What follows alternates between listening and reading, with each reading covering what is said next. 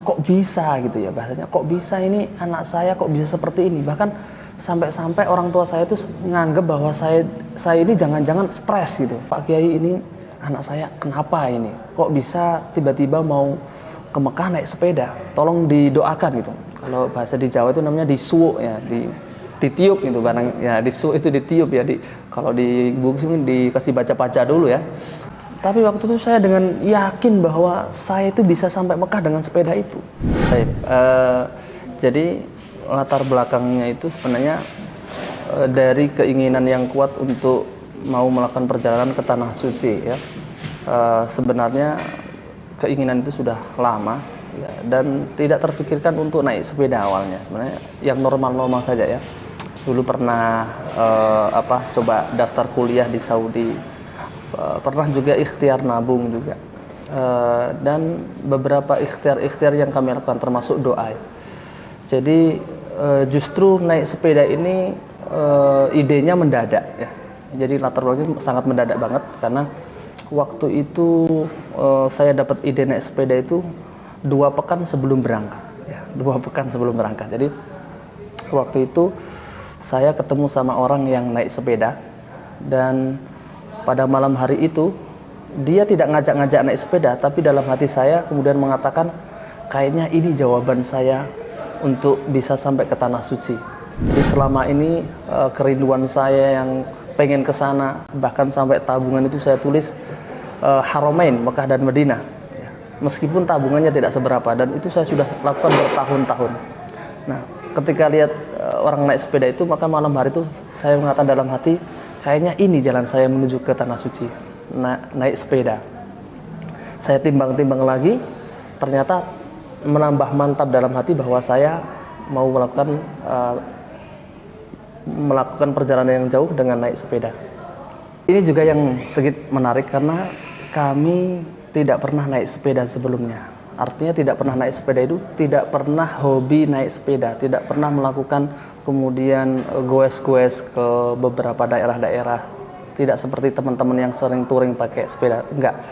Kami enggak pernah naik sepeda, bahkan kegiatan kami ya antara belajar dan mengajar ya. Waktu itu bahkan terakhir sebelum kami mulai perjalanan itu kami masih kuliah ya. Waktu itu masih menyelesaikan tesis kami. Dan pas ketika selesai, time-nya pas ya, waktunya pas, dan kami akhirnya mendadak menjadi goeser ya. Jadi persiapannya hanya 2 pekan waktu itu, yaitu persiapan untuk latihan naik sepeda, persiapan kemudian beberapa dokumen yang paling penting, yang urgent gitu. Sisanya kami tawakal kepada Allah Subhanahu wa taala gitu. Tapi waktu itu, dalam waktu 2 pekan itu, hal yang paling urgent yang saya siapkan dokumen yaitu paspor ya, paspor. Terus waktu itu juga kami lengkapi beberapa rekomendasi sebenarnya ini sifatnya pendukung saja, seperti surat dari kepolisian ya, bahwa kita mau melakukan perjalanan jauh. Terus surat rekomendasi dari ormas ya, beberapa ormas Islam gitu kan, termasuk dari bahkan dari desa gitu waktu itu. Tapi yang paling urgent untuk keluar negeri waktu itu paspor yang saya bikin seperti itu. Untuk visa-visa ini setelah kami sampaikan setelah pengalaman ya. Waktu itu sebenarnya kami masih blank ya masalah visa itu. Bahkan lebih ke arah nekat ya memang. Ya waktu itu sempat ada berita bahwa artinya desas-desus dari para peturing itu visa itu bisa diurus di negara-negara sebelumnya. Tapi itu masih berita yang kabur-kabur lah ya. Akhirnya kami tekadkan bahwa visa-visa itu kita urus sebelum mau masuk negara itu. Artinya mungkin 1 pekan sebelum masuk. Jadi kita urus, karena ternyata setelah melakukan perjalanan itu memang benar kalau kita urus visa itu di negara asal, artinya di Jakarta. Karena visa itu sebenarnya bisa diurus di Jakarta semua. Negara-negara yang akan kita lewati itu bisa diurus di Jakarta. Tapi problemnya nanti adalah ketika mau masuk ke negara itu, visa yang sudah diterbitkan itu bisa jadi sudah expired. Apalagi pakai sepeda ya. Sepeda itu kan memakan waktu agak lama. Nah, jadi justru tidak tepat kalau kita bikin di Jakarta semua, padahal visa itu ketika sudah terbit sudah berlaku. Mungkin masa expirednya 2 bulan, 3 bulan harus sudah segera dipakai. Nah, jadi yang lebih tepat justru memang dibikin sebelum mau masuk negara yang bersangkutan, seperti itu. Nah, di Indonesia ini memang medannya cukup luas dan berat juga ya. Jadi ada beberapa kepulauan itu yang kita harus nyebrang naik kapal ya. Seperti kalau di Jawa itu kita dipisahkan Jawa dengan Sumatera itu dari Banten ke Lampung itu naik kapal. Terus nanti ada lagi kepulauan yang dari Riau, dari Jambi menuju ke Batam, itu juga kita pakai kapal lagi. Seperti itu. Kalau masalah ongkos itu memang sebenarnya fleksibel ya, sesuai orangnya. Tapi justru kalau menurut kami yang paling penting itu bukan masalah berapa uang yang dibawa ketika awal mau perjalanan, tapi bagaimana kita itu bisa survival, bisa bertahan selama perjalanan. Waktu itu kalau ditanya tentang berapa uang yang kami bawa, waktu itu cuma sekitar 5 juta ya, kalau tidak salah sekitar 5 juta yang saya bawa dari rumah. Itu kalau dihitung-hitung untuk biaya makan, biaya minum dan sebagainya itu pasti sangat kurang ya. Tapi waktu itu kami survive-nya jualan. Jadi selama perjalanan itu selain kita goes, setiap hari goes, itu ketika singgah-singgah di satu tempat ketemu komunitas-komunitas itu langsung kami menawarkan ya.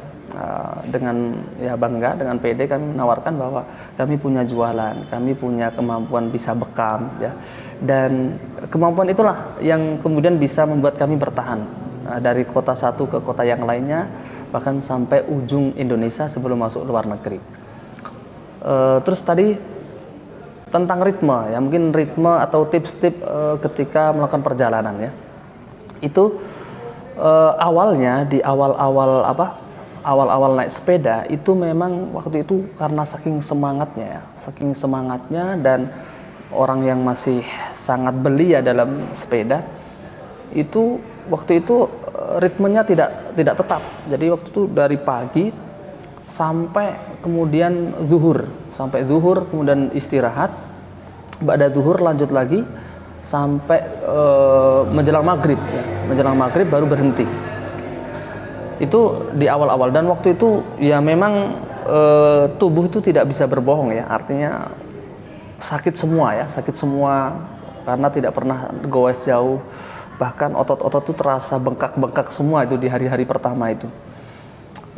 Tapi kemudian hari kedua ketiga baru kemudian menemukan ritme naik sepeda, jadi tidak terlalu tergesa-gesa, santai, dan setiap beberapa jam itu kita berhenti minum ya, singgah sebentar ya, mungkin sekitar 2 jam lah ya, 2 jam berhenti sebentar minum, istirahat, kemudian lanjut lagi ya. Seperti itu seterusnya, jadi sekitar 2 jam lah, 2 jam baru berhenti. Itu ritme untuk naik sepedanya gitu. Sebenarnya kalau bahasa itu kita punya kemampuan atau saya punya bekal bisa bahasa Arab ya, alhamdulillah, karena kami juga alumni Stiba Makassar yang itu bidang kami untuk belajar syariah menggunakan bahasa Arab. Jadi kita sudah biasa dengan bahasa Arab. Yang kedua, bahasa Inggris, meskipun sebenarnya tidak terlalu bagus bahasa Inggris kami, tapi bisa untuk sekedar komunikasi, menjelaskan tujuan kami mau kemana gitu. Jadi dengan 2 bahasa itu di negara-negara asing ya. Tapi sebenarnya ada yang di negara-negara asing itu pasti ada yang error ya. Bahkan sebenarnya bukan hanya di negara asing, di Indonesia pun beberapa seperti itu ya. Artinya cuman lebih parahnya di negara-negara yang memang di negara asing ya. Banyak masyarakat itu ternyata tidak bisa bahasa Arab dan tidak bisa bahasa Inggris ya.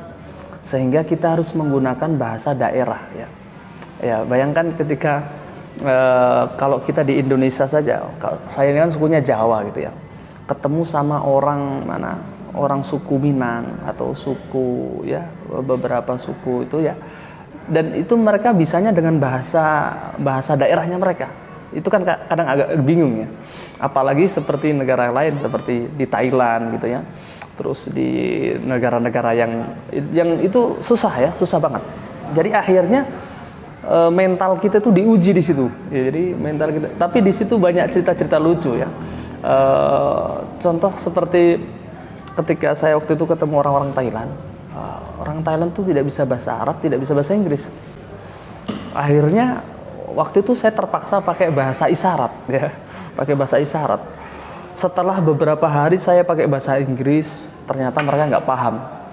Pakai bahasa Arab apalagi.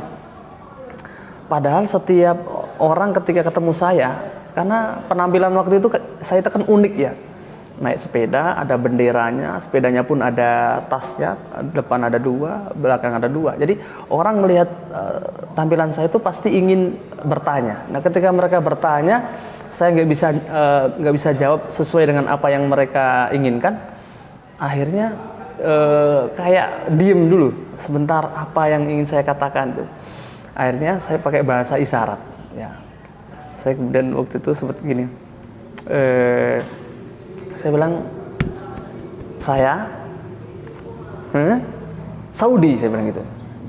Terus orang itu ternyata senyum-senyum. Oh.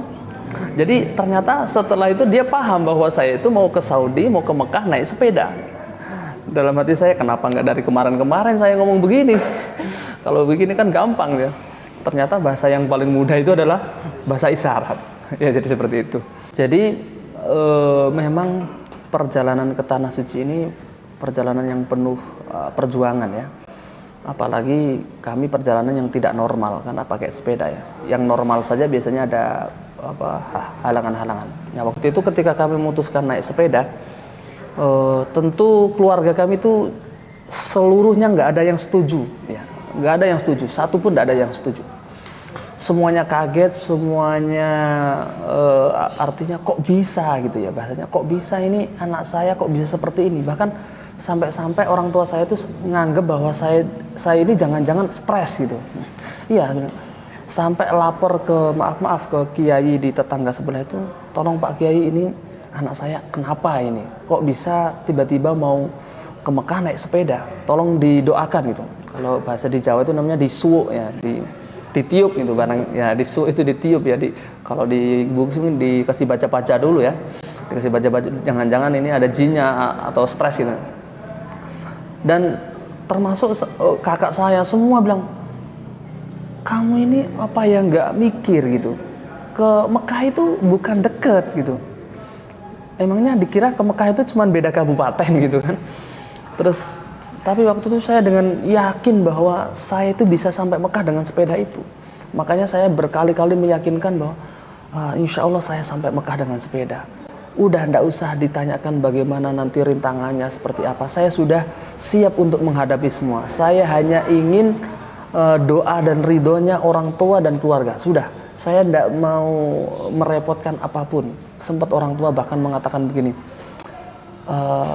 saya tahu keinginanmu itu begitu kuat, tapi yo jangan senekat ini gitu kan.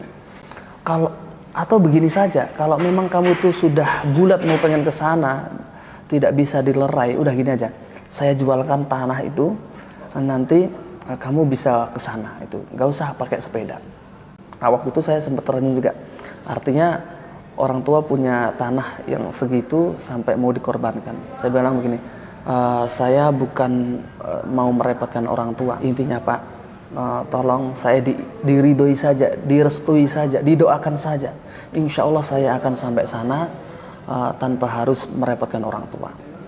Akhirnya orang tua pun mengizinkan. Ya, waktu itu dengan tangis yang haru ya, dengan tangis yang haru.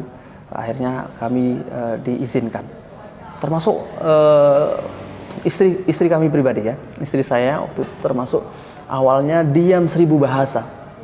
Jadi diamnya itu antara mau mengizinkan tapi khawatir jangan-jangan nggak pulang lagi atau apa gitu kan. Tapi kalau mau diizinkan bagaimana gitu kan.